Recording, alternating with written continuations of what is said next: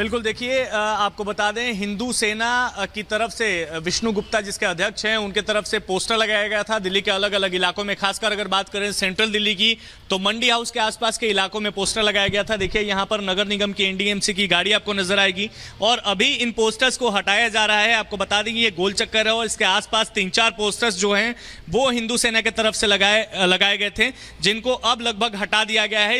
इन posters में यही लिखा गया था कि सीएए के खिलाफ इंडी गठबंधन के जितने राजनीतिक दल विरोध कर रहे हैं वो नहीं करना चाहिए। आपको बता दें कि जिस तरीके से नागरिकता संशोधन अधिनियम देश में लागू हुआ उसके बाद से विपक्ष के कई नेताओं की तरफ से यही कहना है, सुप्रीम कोर्ट में याचिका भी दायर कर रहे हैं और कहा यह जा रहा है कि सीएए जो है उसको वापस लेना चाहिए। लेकिन वहीं अगर भारतीय जनता पार्टी की बात करें तो शुरुआती दौर से ही बीजेपी के नेताओं का कहना है कि भाई सीएए जो है वो नागरिकता छीनने वाली नहीं बल्कि नागरिकता देने का कानून है। अब इसी पर जो है वो राजनीति गर्म हो चुकी है और अब जो हिंदू सेना की तरफ से जो है वो दिल्ली के अलग अलग इलाकों में जो है वो इंडी गठबंधन के खिलाफ पोस्टर्स जो हैं वो जारी कर दिए गए हैं, जिनको एनडीएमसी की तरफ से अब हटाया जा रहा है। जी, तो यानी कि पोस्टर्स लगे हैं और पोस्टर्स के जरिए विरोध जो है वो लगातार दर्ज कराया जा रहा है। विशाल, जुड़ने के लिए बहुत बहुत धन्यवाद आपका। तो तस्वीरें भी हम आपको लगातार दिखा रहे हैं कि किस तरीके से अरविंद केजरीवाल को सीएए का विरोध करना भारी पड़ा और न सिर्फ अरविंद केजरीवाल बल्कि ये पोस्टर्स देखिए जो दिल्ली में लगा दिए गए हैं। सेंट्रल दिल्ली में ये पोस्टर्स लगे हैं और जहां पर सीएए का विरोध करने वालों पर ये देखिए देशद्रोही होने का आरोप जो है लगाया जा रहा है। आपको याद होगा जब सीएए लागू हुआ तब अरविंद केजरीवाल ने इसका विरोध किया था, बयानबाजी की थी। अरविंद केजरीवाल ने कई तरह के सवाल भी खड़े किए थे और इससे यह भी कहा था कि ये बीजेपी की एक तरह की राजनीति है, वोट बैंक एकत्र। बड़ी खबर आ रही है जहां पे 18 हिंदू शरणार्थियों को नागरिकता मिली है। अहमदाबाद में मिली भारतीय नागरिकता।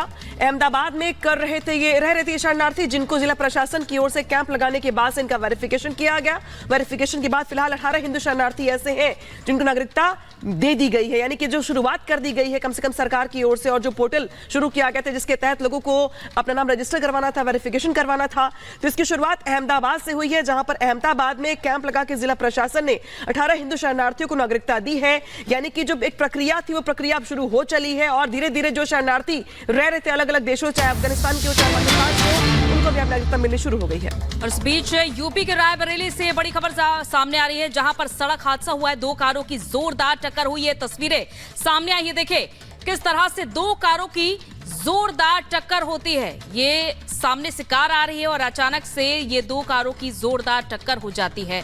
ये देखिए अचानक से ओवरटेक करने के चक्कर में ये कार की टक्कर हो जाती है, बड़ा हादसा होता है। यूपी के रायबरेली से फिलहाल ये तस्वीर सामने आई है और इस तरह के हादसे लगातार दिन ब दिन बढ़ते जा रहे हैं।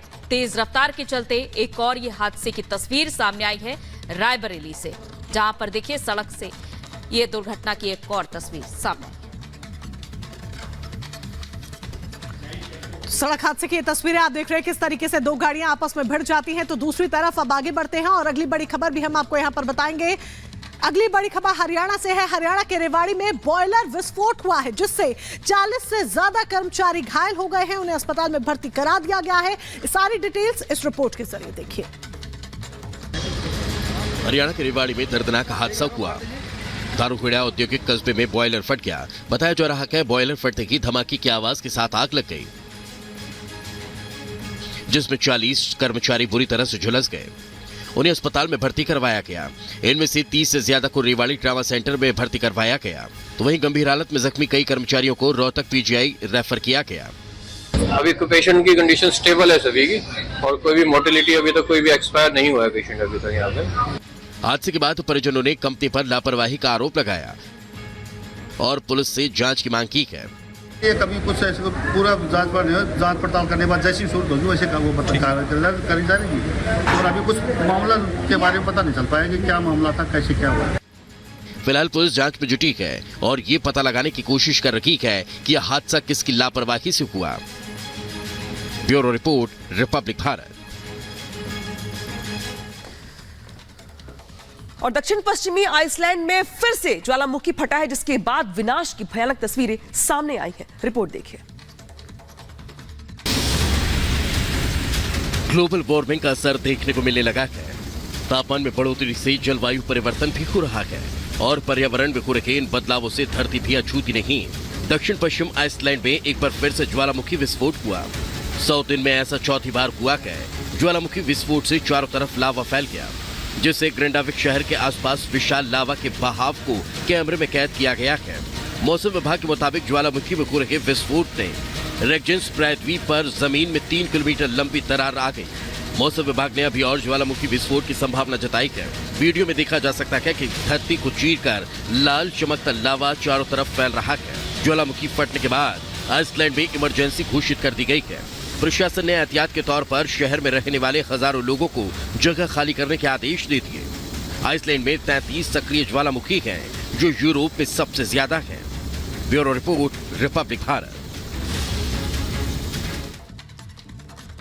और इधर इंदौर के ग्वालटोली इलाके में भीषण आग लग गई, जिसके बाद कई लाखों का नुकसान हुआ है। देखिए 1 मिनट में पूरी रिपोर्ट।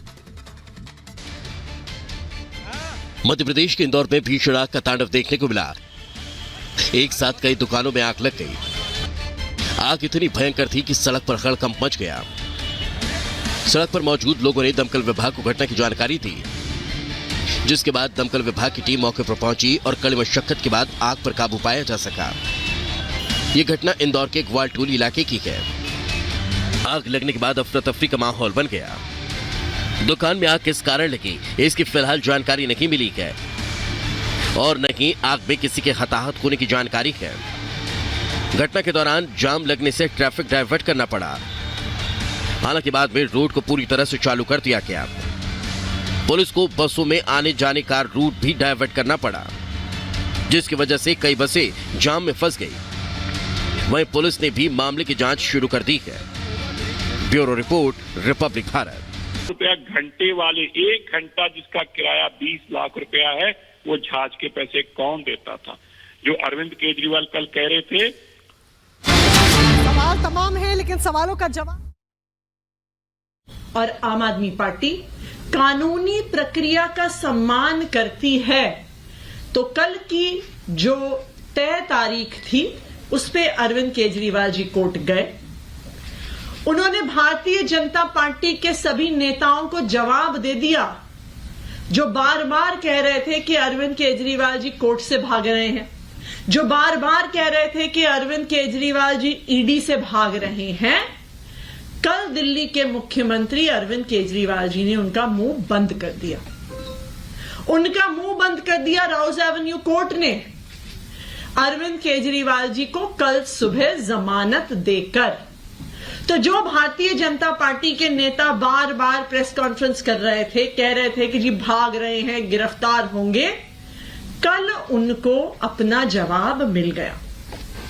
अब कानूनी प्रक्रिया की शुरुआत होगी। अब उस पूरे केस पर बहस होगी। अब राउज एवेन्यू कोर्ट इस बात को एग्जामिन करेगा कि जो समन ईडी अरविंद केजरीवाल जी को भेज रही है, क्या वो समन कानूनी है या वो समन गैर कानूनी है? क्या अरविंद केजरीवाल जी को उस समन पे जाना होगा या उनको नहीं जाना होगा? अब इस